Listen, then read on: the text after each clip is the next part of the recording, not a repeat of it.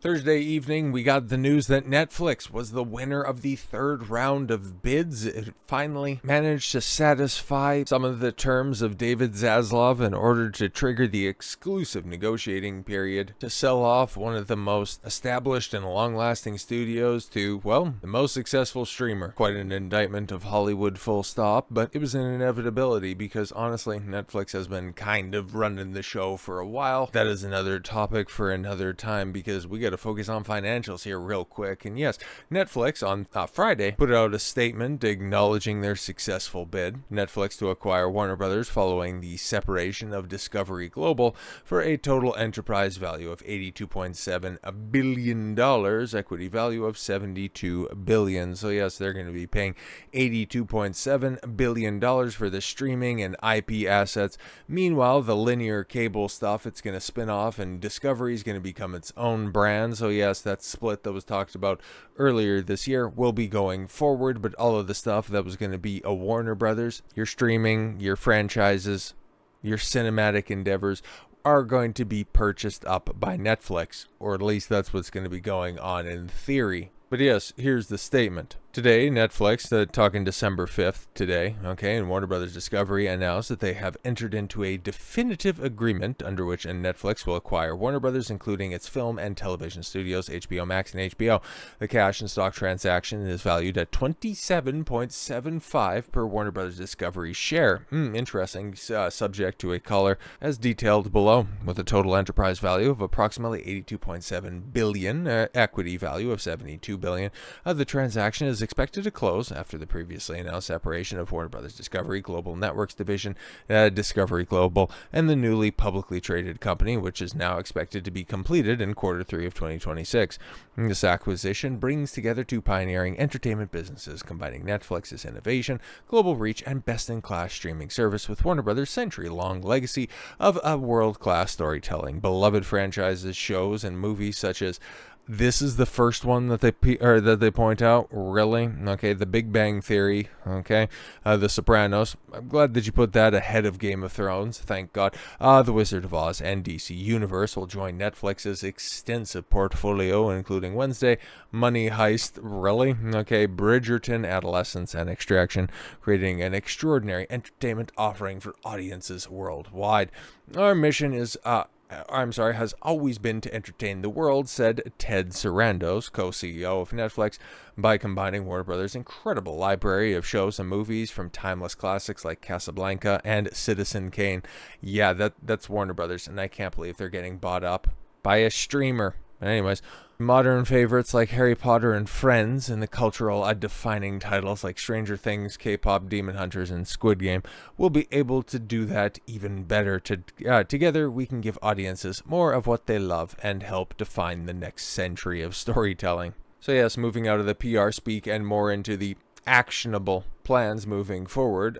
Combination will offer more choice, more opportunities, more value, complementary strengths and assets. Warner Brothers Studios are world class, and they're saying that HBO and HBO Max, yes, are going to maintain their sovereignty. They're going to be separate brands, at least for the time being, and more choice and greater value for consumers by adding the deep film and TV libraries of HBO Max and HBO proper. Netflix members will have even more high-quality titles from which to choose. A stronger entertainment industry, sure thing, pal. More opportunities for the creative community. Really, by shrinking the industry, by consolidating assets, there's more opportunities. That's not normally how things work, but this right here, yeah, this is going to be interesting. So, more value for shareholders, by offering members a wider selection of quality series and films, Netflix expects to attract and retain more members, drive more engagement, and generate incremental revenue and operating income. The company also expects to realize at least $2 to $3 billion of cost savings per year by the third year, and expects the transactions to accrete to GAAP earnings per share by year 2. But it's interesting, right? Because at the outset of this exploratory sales endeavor by Warner Brothers, it was heavily rumored that David Zaslav was holding out for a share price of $30 per. But as Netflix lays out, yeah, they're only going to be completing this deal at $27.75, and you would have thought that that probably would have been crossed by somebody, and probably during one of the earlier rounds. But if this is eventually what they got up to, and he's like, yep, good enough, we're going with Netflix, it leads me to wonder what all else is going on. Because, okay, the hurdles for Netflix buying up Warner Brothers, well, it's always going to be the antitrust issue. Any of these companies, really. But when it comes to streaming and the fact that that's the stuff that they're trying to buy, you have the biggest streamer buying up the second biggest streamer, and yeah, it's going to face a lot of regulatory hurdles. So in order for this to happen, well, I would imagine Warner Brothers probably needed some confirmation that, yeah, can you make these deals happen? Can you get past the FCC? Well, Ted Sarandos scored a critical sit-down with President Donald Trump in the weeks leading up to Netflix's successful $82.7 billion agreement to buy Warner Brothers and HBO Max. The meeting, which took place in the Oval Office, lasted for more than an hour, and it occurred on November 24th. And this is the first time that we're hearing about this. Very interesting, because Trump, now that, the story is broken and he had an opportunity to have a microphone in front of his face, he took the moment to discuss, well, he signals that Netflix Warner Brothers deal may face antitrust scrutiny. I'll be involved in that decision. Oh, I bet you will. President Trump has weighed in on the biggest entertainment deal in years, and comments, yes, are already sending shockwaves through Wall Street, Washington, and Hollywood. Speaking on the red carpet, the Kennedy Center honors, the president confirmed a meeting with Netflix co-CEO Ted Sarandos and said that the proposed acquisition of Warner Brothers will have to go through a process. It's the first major indication that the administration may not give Netflix an easy path towards swallowing one of the oldest studios in the world. That means that Trump-Netflix relationship is suddenly center stage. Trump didn't downplay Netflix's success, calling the streamer a great company that has done a phenomenal job, and also praised Sarandos personally, describing him as a fantastic man who has done an incredible job. I actually can't dispute that at all whatsoever. But admiration isn't a green light. Asked whether Netflix should be allowed to acquire Warner Brothers, Trump responded bluntly. The company already holds a very big market share, and adding Warner Brothers to the portfolio means that the shares go up a lot. He further stated, it's going to be for some economists to tell, but I'll be involved in that decision. He closed with the clearest signal yet that the deal will receive serious antitrust attention. There could be a problem. The transaction of this size, $82.7 billion, those 6 words matter. And honestly, we'll get into it, but for the health of the industry and due to Netflix's, let's just say, a reputation, a lot of people are not exactly happy that this is the conclusion.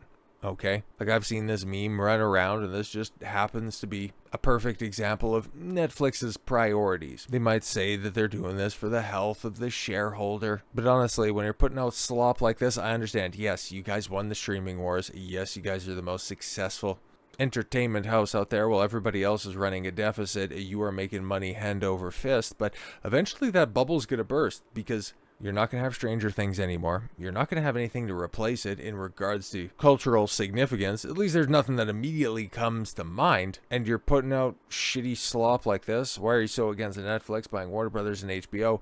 Yeah, their upcoming film, The Queen of Coal, which in certain circles on the internet could potentially mean something different, but this is about a man who transitions, then has to fight against his conservative small-town community, shown as hostile and evil, to keep his dream job in the mines. It's front and center on Netflix, and they're not even hiding it. They Takeover Warner Brothers and HBO.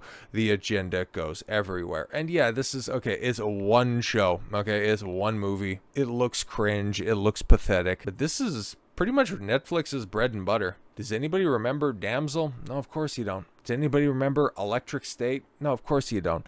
They're very good at spending a lot of money on a bunch of shit that does not turn a profit, but because they have other franchises, because they have other properties that can turn a profit, like Stranger Things has proven to be absolutely humongous, but that's eventually going to wrap up. There's not going to be any more Korean Squid Game. You're going to have the American spinoff, which, even though, you got David Fincher on it, it could be really good. Are you going to be able to recapture those heights? We'll have to see, because if you have to fall back on the stuff that you're putting out there that doesn't have that name recognition value, why would anybody be signing up for a trans coal miner story. The coal miners used to be son. But also something else that they're going to be putting out, letting you know that it's not just the adult level cringe. First look at Steps, a new animated film that follows Cinderella's evil stepsisters who are actually depicted as kind and misunderstood. Fucking Christ. Starring Ali Wong and Stephanie Sue as the stepsisters. So, okay, cool, you're doing that whole deconstruction of a villain. And that actually they're just misunderstood.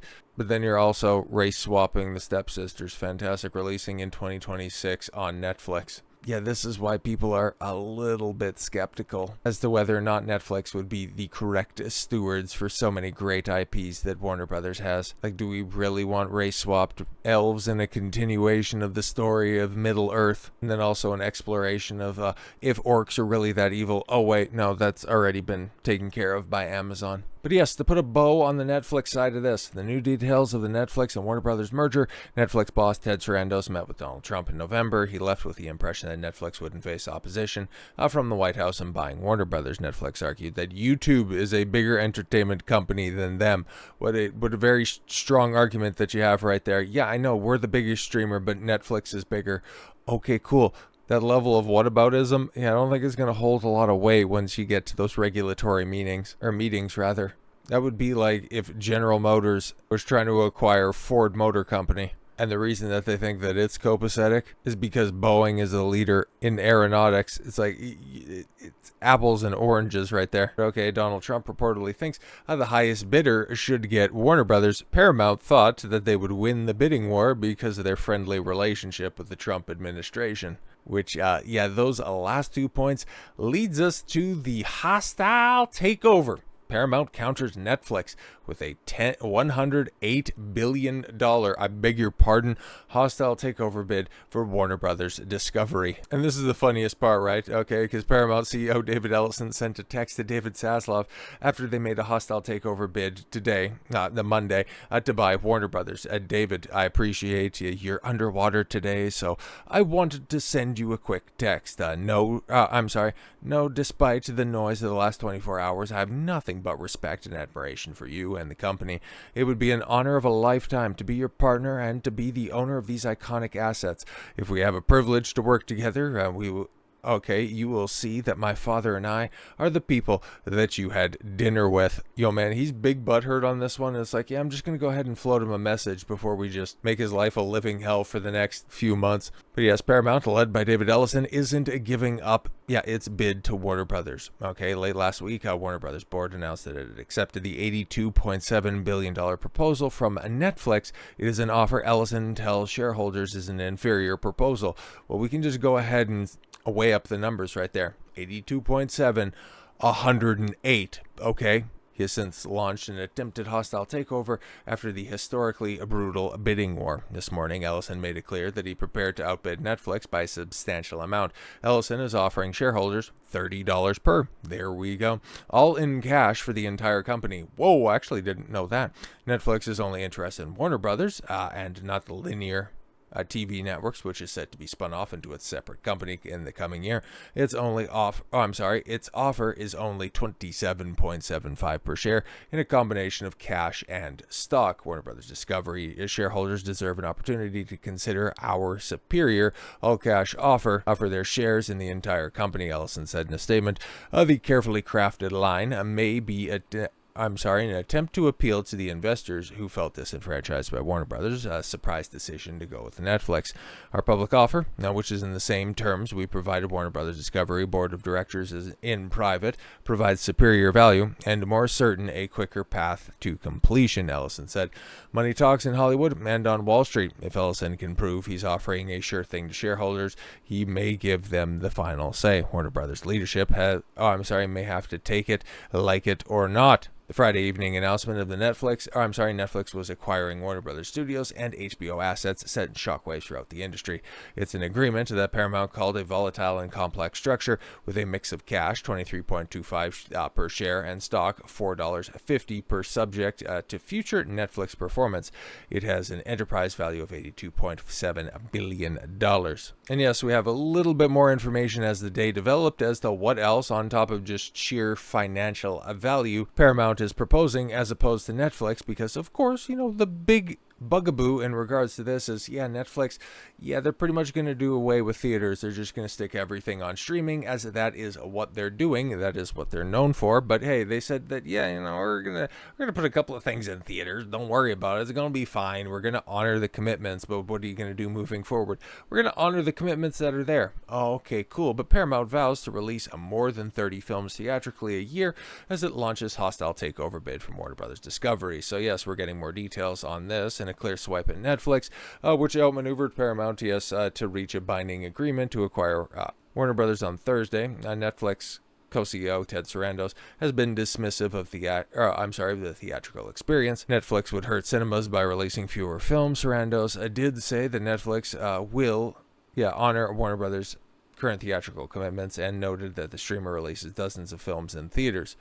But he did hint that the amount of time that the films are exclusively in cinemas would evolve, positioning that as better for audiences. I agree, but for a lot of people who depend on the theatrical run, that could be a problem. So on Monday, Paramount Skydance announced that it would commence an all-cash tender offer to acquire all the outstanding shares of Warner Brothers Discovery at $30. Same terms offered in a December 4th bid submitted to the Warner Brothers Discovery Board. Okay, Paramount's proposed transaction for the entirety of Warner Brothers Discovery includes the TV businesses, CNN, TBS, TNT, and other networks, whereas Netflix's bid, is for certain parts of the company, sans the cable assets that are going to be spun off into their own separate entity. According to Paramount, it's an all-cash offer equates to an enterprise value of $108.4 billion, which is considerably more than Netflix's $87.5. We know.